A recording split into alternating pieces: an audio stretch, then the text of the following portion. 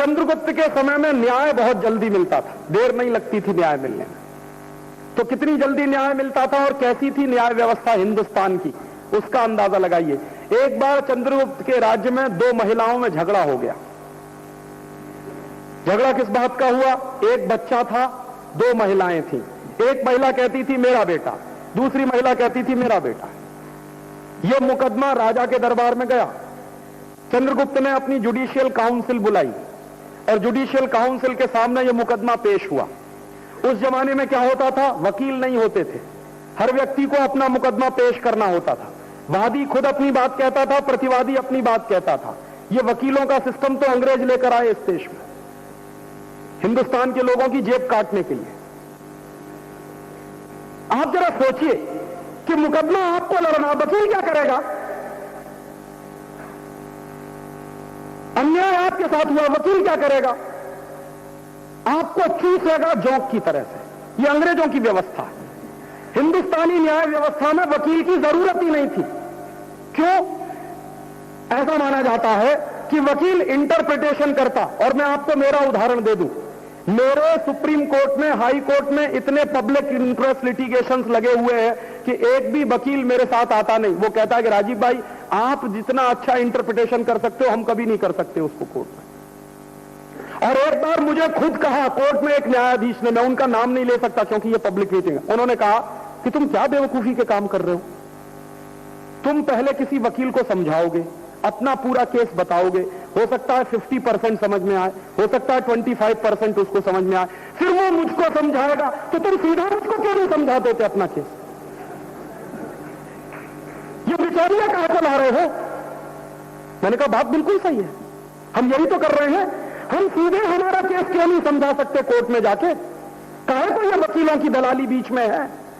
और महात्मा गांधी इस प्रोफेशन को सबसे घटिया मानते थे, सबसे रद्दी मानते थे। वो कहते थे कि हिंदुस्तान में वकीलों की जमात जल्दी जल्दी खत्म कर दी जाए उतना ही अच्छा देश के लिए, क्योंकि ये सिर्फ कुछ नहीं करते, दलाली खाते और फिर क्या करते हैं, अपने हिसाब से इंटरप्रिटेशन करते हैं, सत्य को गलत सिद्ध कर देते हैं, गलत को सत्य सिद्ध कर देते हैं अपने स्वार्थ के लिए। अब बताइए कि जो आदमी सही को गलत और गलत को सही सिद्ध कर रहा है वो आपको न्याय कैसे दिलवा सकता है? वो तो धंधा कर रहा है अपना। और हम फंस गए हैं ऐसे चंगुलों में।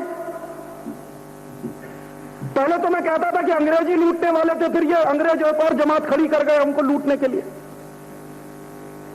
तो चंद्रगुप्त के जमाने में न वादी की जरूरत होती, न वकील की जरूरत होती, वादी अपनी बात कहता था, प्रतिवादी अपनी बात कहता था। और वही न्याय की सबसे अच्छी व्यवस्था है, ये जान लीजिए। जिस व्यक्ति को न्याय चाहिए और जिसके ऊपर अन्याय हुआ है वो जितने अच्छे से अपनी बात कह सकता है उतने अच्छे से कोई दूसरा वकील नहीं कह सकता। जिसके ऊपर अन्याय हुआ है, जो दर्द उसके दिल में होगा अपनी बात कहने के लिए, वो कभी वकील नहीं कहेगा। ठंडे दिल दिमाग से वो कहता रहेगा, जैसे रोबोट मशीन होती है। आदमी के रिश्ते रोबोट मशीन जैसे नहीं होते हैं, उसमें संवेदनाएं होती हैं, गर्माहट होती है। लेकिन हिंदुस्तान का सत्यानाश किया अंग्रेजों ने ये वकीलों की जमात खड़ी करके। और वो वकीलों की जमात क्यों खड़ी की? क्योंकि उनको अपने हिसाब से इंटरप्रिटेशन कराने थे। तो वो आईपीसी, सीआरपीसी, सीपीसी की व्यवस्था ऐसी है जो खून पीती है हमारा, कभी न्याय नहीं मिलता। और ये उदाहरण मैं इसलिए दे रहा हूं कि आप समझिए कि हिंदुस्तानी न्याय पद्धति कैसी थी, कितनी मजबूत थी। तो जब 2 महिलाओं को खड़ा कर दिया कोर्ट में, राजा ने कहा कि तुम सिद्ध करो कि ये बच्चा तुम्हारा। एक महिला खड़ी हो गई, उसने सिद्ध कर दिया बच्चा उसका। फिर दूसरी महिला को कहा कि अब तुम सिद्ध कर दो कि ये बच्चा तुम्हारा। दूसरी भी खड़ी हो गई, उसने भी सिद्ध कर दिया। राजा धर्म संकट में पड़ गया कि दोनों कहती हैं कि बच्चा उसका है, सच्चाई क्या है? असली मां कौन है, नकली मां कौन है?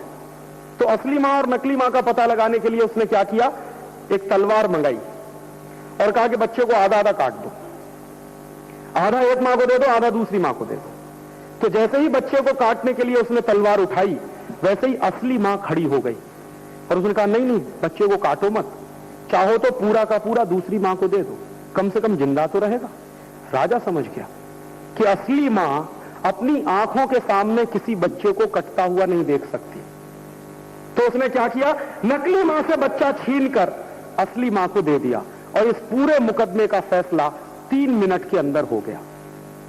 अब आप इसी मुकदमे को लेकर चले जाइए सुप्रीम कोर्ट में। या चले जाइए हाई कोर्ट में, या चले जाइए लोअर कोर्ट में, तो मैं आपको यह कह सकता हूं कि कम से कम 20 साल लग जाएंगे। यह तय नहीं हो पाएगा कि कौन असली मां है, कौन नकली मां है। और हो सकता है असली मां भी मर जाए, नकली मां भी मर जाए, मुकदमा चलता रहेगा।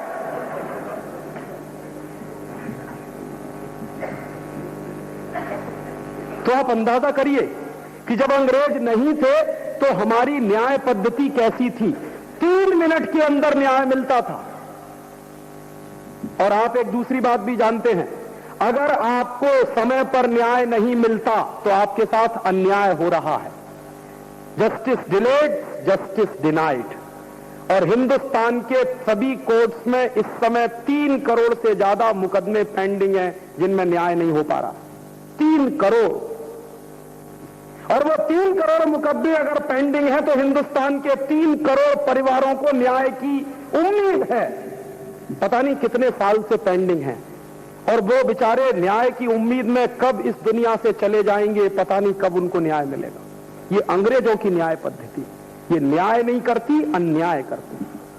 और इस पद्धति में क्या होता है, एक बात ध्यान से सुनिए, न्याय एक अलग चीज है, कानून के आधार पर फैसला एक दूसरी चीज है। हिंदुस्तान के जितने न्यायालय हैं उन सभी न्यायालयों में न्याय नहीं होता, कानून के आधार पर फैसले होते हैं। मैं जब भी जाता हूं, हम तो अक्सर जाते रहते हैं कोर्ट्स में, हमेशा मुझे एक ही बात सुनाई देती है कि यहां पर कानून के आधार पर फैसले किए जाते हैं। और अगर कानून गलत है तो फैसले गलत होंगे, और अगर कानून गलत है तो फैसले गलत होंगे। तो न्याय कहां मिला मुझे? अन्याय ही हुआ मेरे ऊपर। तो जिन स्थानों पर कानून के आधार पर फैसले होते हो, न्याय नहीं मिलता हो, उन स्थानों को हम न्यायालय कैसे कहें? कैसे कह सकते हैं कि हम ये न्यायालय हैं? हम उनको कायदालय तो कह सकते हैं, कानूनालय तो कह सकते हैं, वो न्यायालय कहते हैं। हर जगह लिखा रहता है जिला सत्र न्यायालय, फलाना न्यायालय, उच्च न्यायालय, उच्चतम न्यायालय। न्यायालय है कहां? वो न्याय मिल क्या रहा है मुझे? मेरे तो मुकदमे में कानून के आधार पर फैसला हो रहा है। जरूरी नहीं है कि वो कानून सही ही हो, और अगर कानून गलत है तो अन्याय होगा मेरे साथ। तो उनको हम न्यायालय क्यों कहें?